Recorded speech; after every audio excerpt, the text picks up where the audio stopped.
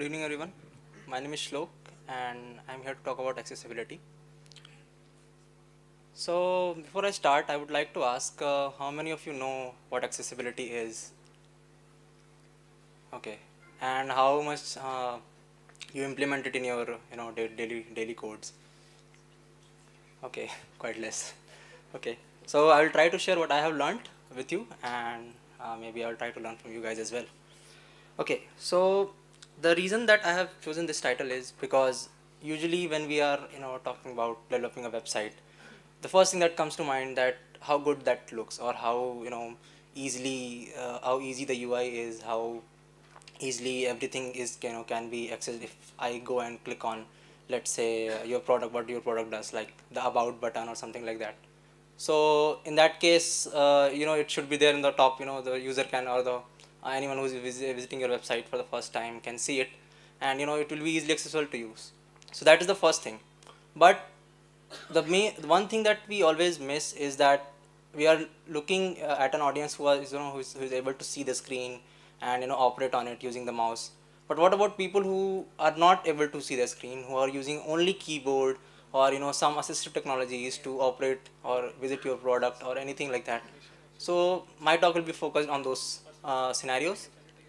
Okay, so yeah, I will quickly describe what accessibility is, why it's important, and who the end users are who get benefited from this, how to implement it, and how to test it. Okay, so yeah, basically accessibility is making no bias to anyone. Like anyone who is using the internet should be able to use you should be able to use the website that you have or the product you have without any hindrance. And the the reason that we should be taking in consideration about this accessibility is basically internet is basically for everyone. You cannot say that only one group of people should be accessing the internet. So it's basically an equal access to everyone, and it's the law in many countries, not in India, but like Australia, UK, US. It is a mandatory law to implement accessibility in your website. Sorry. Okay, so the end users are that are benefited from this is everyone.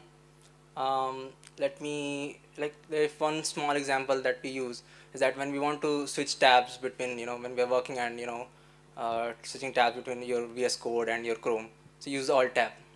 Now if I say that I remove that feature completely from all devices, so what will happen? You have to go click on the Chrome, go see the result, then click on the VS Code, do some changes. So this is also a part of a form of accessibility, that you're able to use it in some way. So yes, not only the people, we everyone that is using your website is benefited from this. Now there are many types of disabilities that are physical, visual, speech, and cognitive, but I'm totally focusing on the visually impaired people who are in this talk we will discuss about them. Okay, so one thing is that the visually impaired people, they don't have they can't use the mouse because they can't see your screens.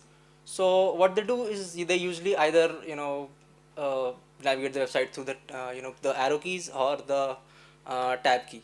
So if you see, when you if they when they once they log in their computer, what they do is they use the arrow keys to operate through the whole document, the whole folder, and everything. So that's their basic way. We use it, we just use our mouse or anything that we like, but for them it's their foundation. Okay, um, who maintains this? So basically there is a written set of rules, which is known as WCAG, the Web Content Accessibility Guidelines, which basically define that okay, you have to use these type of rules to implement the accessibility, and these should be mandatory. This should be implemented like that. So basically there are three levels that uh, basically are implemented. The level A, that is the most basic level, you will have it in a website. And the double A is the most common one, that is we usually use to implement in our websites. Triple A is the highest level of accessibility. It basically says that it should be fully accessible. So that is pretty hard to implement. So basically, accessibility is not something that you say that these are few things that we will do and your website will become highly accessible. It's an ever learning process. If a website is made accessible, it can be made more accessible, it can be made better. So yeah, it's an ever learning process.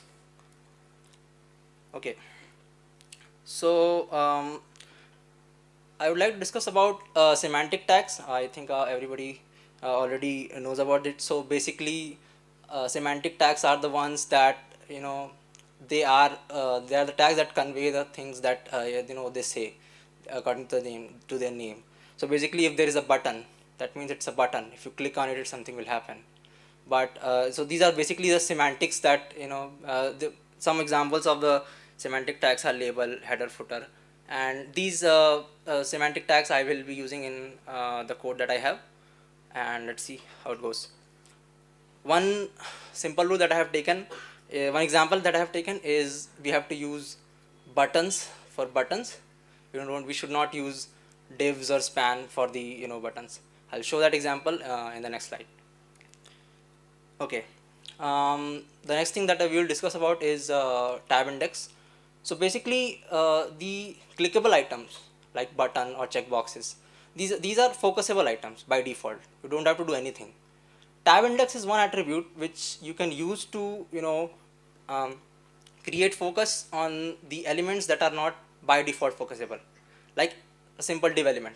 It can never be focusable until and unless if you want to go you move your cursor on or move your focus on to that particular div, that particular element.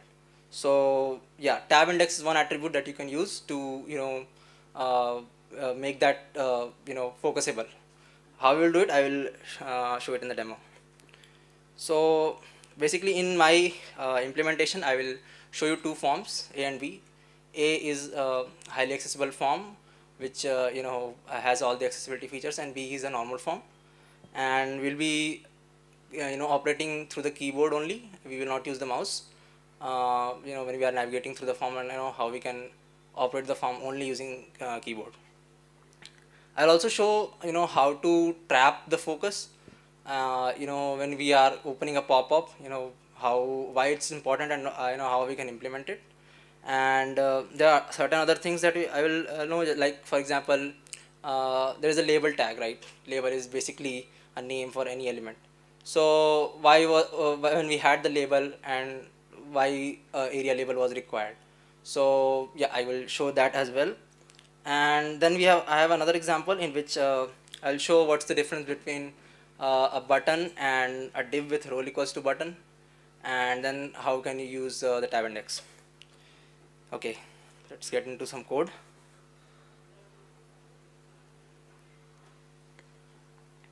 Okay, these are two ugly looking buttons. I'm sorry for the CSS, but I'm just using it for the example.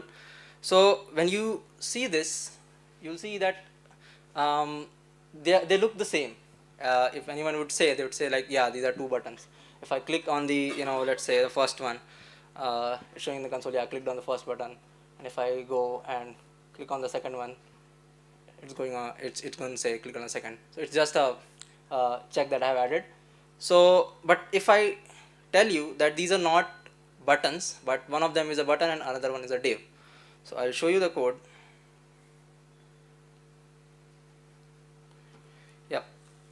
So basically, the first one is a button, and the second one is a div which has role equals to button. Now, button itself comes with a lot of features. If I let me go back to the screen, and if I focus on it and click on enter, it's gonna show. It's gonna work. But for the divs which are used as a as a button, they don't have this feature. So we have to explicitly add those things inside that, so that we can use it as a button. So like here I have added the role as button, which is the most important thing. Why, I will show you in a bit. Then we have to the on click handler, there's one that what will happen when we click on the button. But that is not enough for the div to act as a button. We have to add a key down event which listens to basically the enter key, which is basically doing when we hit on enter key, when we are focused on the button, then it should happen. It should be working something. It should be working as a button. So and the third property is the tab index. So tab index is basically allowing the div to be, to get focused. Let me show you. If I remove the tab index from here and I'll add one more button. Okay, so now if I press on tab, the first button gets focused, and then if I click on second time the tab, you'll see it doesn't go to the second button. So it's basically I'm showing you the use of tab index, that you can use it to make a div as in the form of a button. The next thing that I would like to show is the on key down feature. So basically that even if you add the role equals to button, it will not work. It will if you press enter on that, you basically won't see any results. So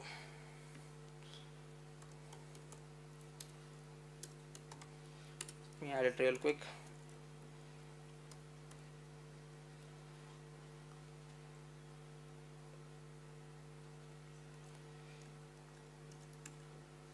Okay, so now if I focus on this and hit on enter, nothing happens, and that is because there is no action defined to to respond to the enter button, enter click when we are doing on this. But if I go to the button, the default button, if I hit on enter, you see it's working. So that is one way of creating a div as a button and operating it. Now I will show you what role equals to button does, and that is the more important part. So let me switch on the narrator. So before I switch on the narrator, for visually impaired people, what happens is, since they can't see what's going on the screen, default narrator is present for MacBook, or for Apple products it's voiceover, and for Windows it's Microsoft Narrator and VDA JAWS. So when we turn on these screen readers, it will basically read out what exactly is on the screen. It doesn't matter what you have put there, but it will read out what you have assigned the value it. So if I, for example, if let's keep this as role equals to button, and I don't know if you will be able to hear this. Okay, but you'll be able to see what exactly it's showing. So if I click on tab, you see it's click me button, and if I again click on tab, it's again click me button. But what happens if I just remove this role equals to button? So now if I focus on this, it will be a button, but if I press on tab, it says click me group. So basically when somebody is operating your seeing your website, they won't understand that what it is. They are seeing there must be some kind of a heading, or some kind of a paragraph, or some kind of group which has checkboxes or something. So it basically confuses, it doesn't serve the purpose. So yeah, that's one use of role equals to button. Okay, let's move on to the next part. Switch off this.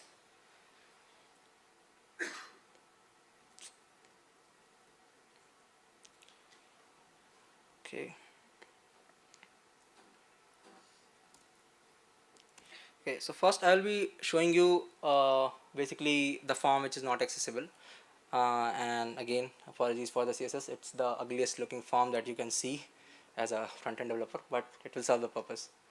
So when you see this form, and let's say just whatever when you are seeing this for the first time, you say it's like a registration form, and let's say I add my details, like anything on this, and just put this here, fill in all the values and click on submit. It will open up a pop-up that are you sure you want to submit, and if I click on yes, it will show the values that we have entered.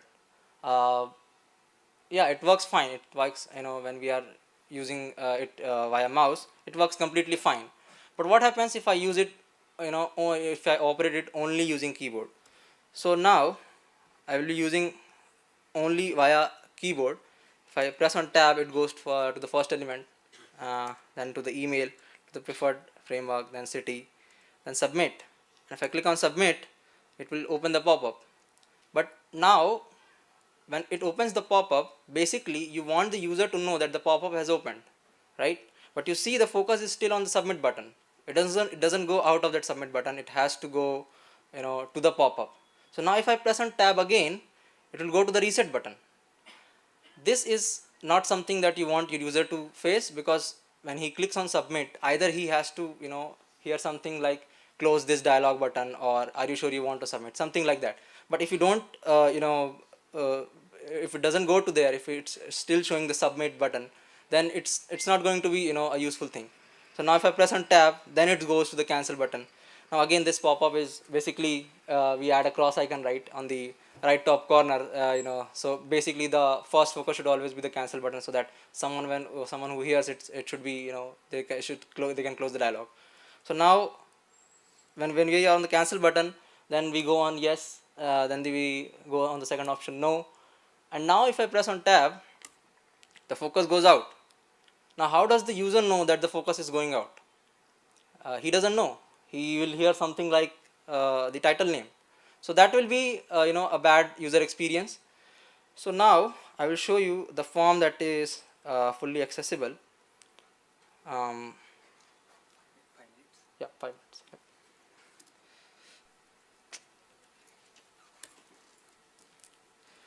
Okay, so now what we are doing is, we are going to use the same way. We are going to operate it via keyboard, and let's see what happens when we submit the form.